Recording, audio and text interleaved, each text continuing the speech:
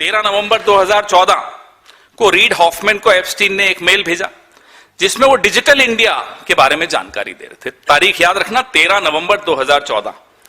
Digital India शुरू कब हुआ, अनाउंस कब हुआ, वो डेट भी देख लीजिए जरा। डिजिटल इंडिया जुलाई 2015 में शुरू हुआ, यानी कि एप्स्टीन को भारत के नागरिकों से पहले डिजिटल इंडिया की जानकारी हमारे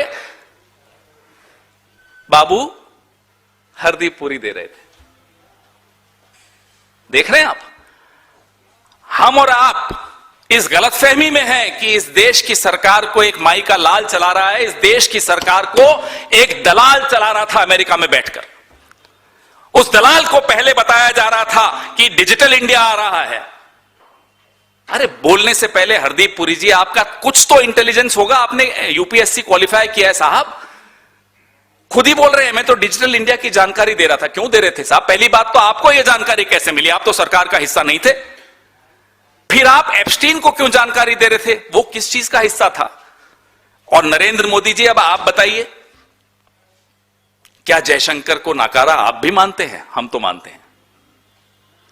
क्या जयशंकर राजदूत, अमेरिका में भारत का राजदूत, उसके माध्यम से आप एप्स्टीन को या किसी को भी कुछ भी जानकारी देना चाहते हो, उस पर हम बाद में आएंगे, उनके माध्यम से नहीं दे रहे थे आप, हरदीप पुरी के माध्यम से क्यों दे रहे थे? यह रिश्ता क्या है आपका और हरदीप का, या आपका और एप्स्टीन का, जिसमें हरदीप पुरी शायद बिचौलिए का काम कर रहे हैं, हमें नहीं मालूम। तो हरदीप पुरी डिजिटल इंडिया की बातें कर रहे हैं, डिजिटल इंडिया की घोषणा होने से पहले किससे बात कर रहे हैं साहब? एप्स्टीन से।